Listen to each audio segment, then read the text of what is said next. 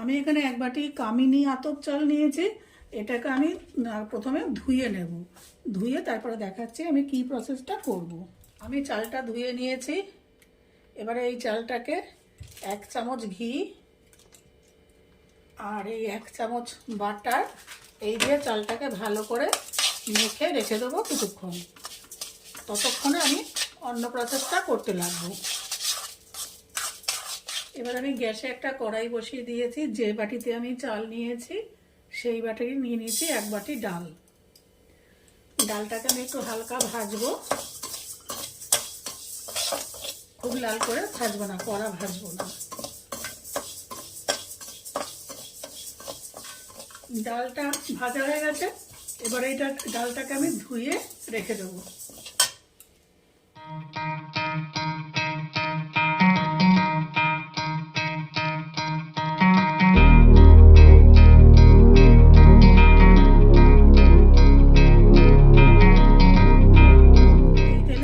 দিয়ে দিচ্ছি সর্ষের তেল।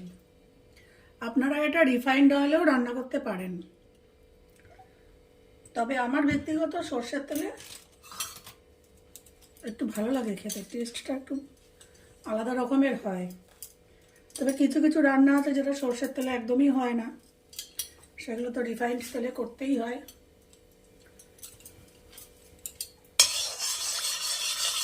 তেল গরম হয়ে গেছে, এর মধ্যে দিয়ে দেবো কেটে রাখা আলু।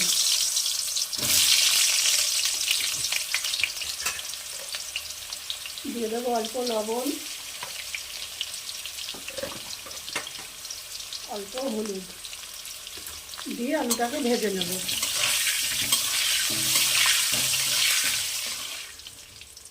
আলুগুলো ভাজা হয়ে গেছে, আমি এগুলো তুলে নিচ্ছি। এর থেকে বেশি কড়া আমি ভাজবো না। গ্যাসের ফ্লেম আমি কমিয়ে দিয়েছি। এবারে দিয়ে দেবো এর মধ্যে পনিরগুলোকে ভেজে নেব। পনিরের পরিমাণ আপনারা আপনাদের পছন্দ মতন দেবেন,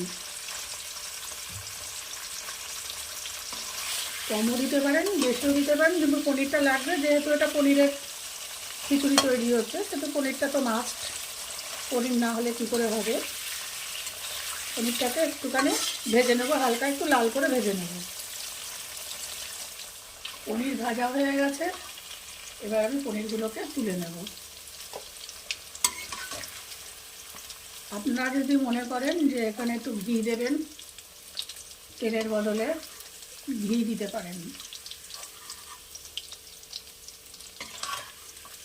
অর্ধেক রিফাইন্ড অয়েল অর্ধেক ঘি দিয়ে আপনারা করতে পারেন।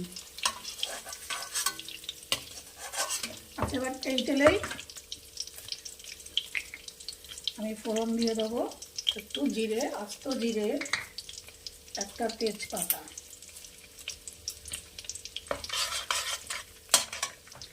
আর দেবো একটা শুকনো লঙ্কা।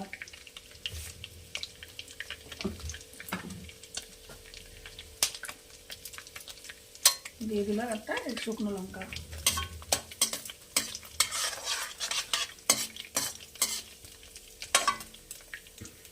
ভাজা ভাজা হয়ে গেছে। এবার আমার এই যে ঘি আর মাখন মাখানো চালটা এর মধ্যে দিয়ে দেবো।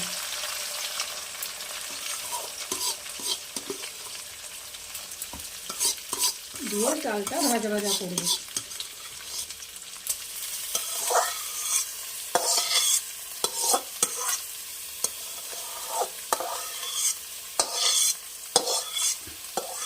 আচ্ছা, এবার এই যে লেগে রয়েছে ঘি আর মাখন, এটাকে আমি ফেলবো না।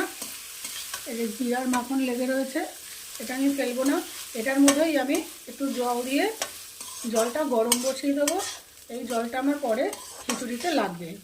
আমি পাশের বার্নারে জলটা এখানে বসিয়ে দেবো, আর এটাকে আমি একটু ভাজা ভাজা করব। গ্যাসের ফ্লেমটা কমিয়ে দিই। এর সাথে এবার দিয়ে দেবো এই যে ডালটা ধুয়ে ভিজিয়ে রেখেছিলাম, মানে ধুয়ে জল ঝরিয়ে রেখেছিলাম, ভিজিয়ে রাখিনি। দিয়ে দিলাম এই ডাল। এবার এই দুটোকে একসাথে আমি গ্যাসের ফ্লেমটা মিডিয়াম টু লো হাইতে এটাকে ভাজবো কিছুক্ষণ ধরে।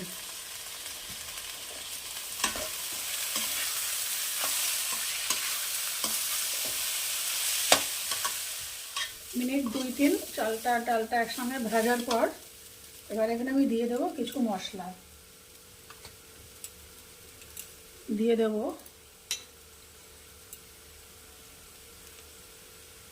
1 চামচ জিরে গুঁড়ো।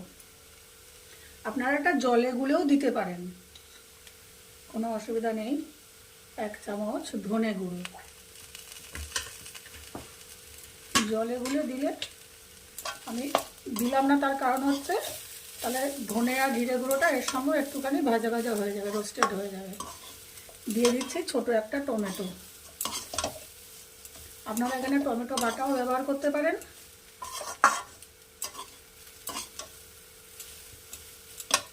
এবারে দিয়ে দেবো অল্প লবণ আর দেবো একটু হলুদ, সামান্য।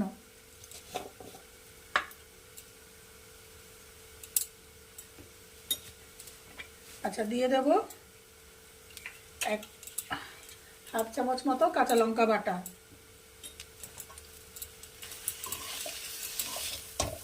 আর আমি এখানে কিছুটা লঙ্কা, কাঁচা লঙ্কা চিড়ে চিড়ে দেবো, সেজন্য লঙ্কা বাটা বেশি দিলাম না। এভাবে একটু লো ফ্লেমে আর একটু সময় নিয়ে এটাকে ধৈর্য ধরে আমি ভেজে নেব। চাল ডাল মশলা এখানে খুব ভাজা হয়ে গেছে, আর বেশি ভাজবো না। এবার আমি যে কড়াইতে একটু গরম জল বসিয়ে দিয়েছিলাম দিয়ে দেবো সেই গরম জলটা। এবারে এর মধ্যে আমি দিয়ে দেব ভেজে রাখা আলু আর দেব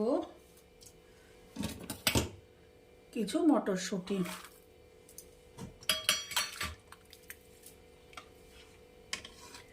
আচ্ছা, আমি কিন্তু এখানে ফুলকপি, গাজর, বিনস কিছু ব্যবহার করব না।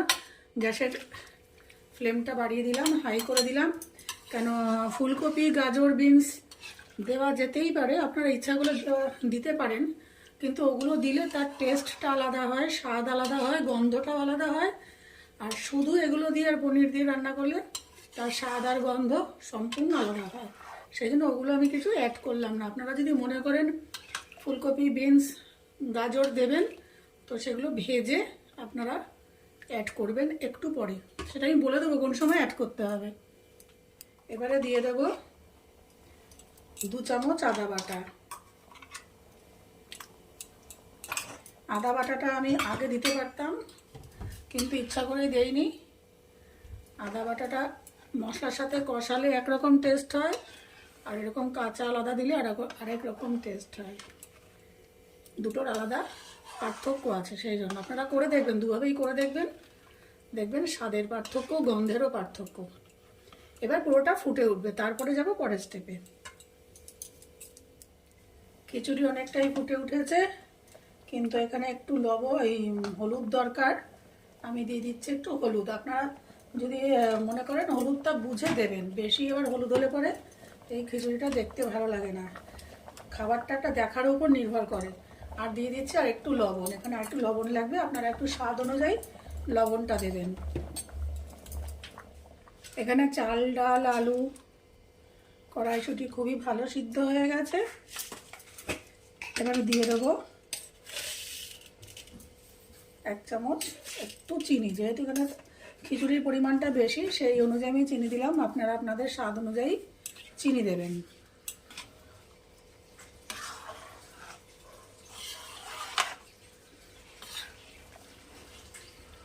এইবারে দিয়ে দেব এই ভেজে রাখা পনিরগুলো। পনিরগুলো একটু ভেঙে দিলে ভালো হতো, একটু খুলে খুলে দিলে ভালো হতো। ঠিক আছে, খুলে যাবে। দিয়ে হালকা হাতে আমি নাড়াবো।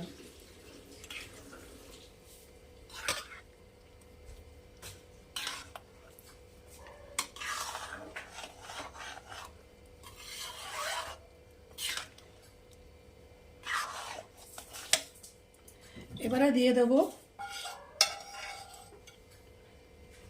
রোস্টেড কিউমিন পাউডার, মানে ভাজা জিরের গুঁড়ো, দিয়ে দিলাম 2 চামচ। আবার একটু হালকা হাতে নাড়িয়ে নেব।